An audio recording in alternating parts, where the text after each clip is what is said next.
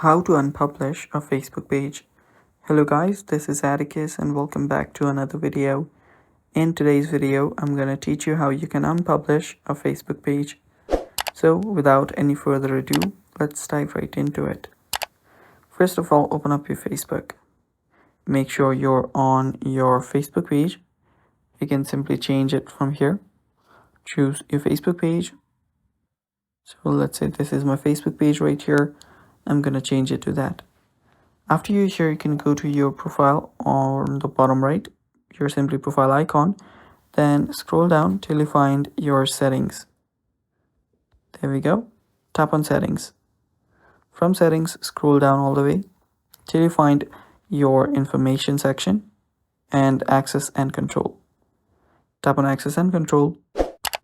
And from right here, you can simply choose unpublished page. Then tap on continue. Then tap on confirm.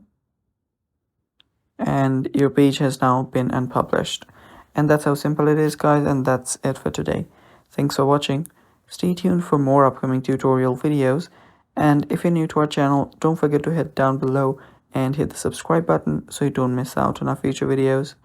Thanks for watching. Bye bye.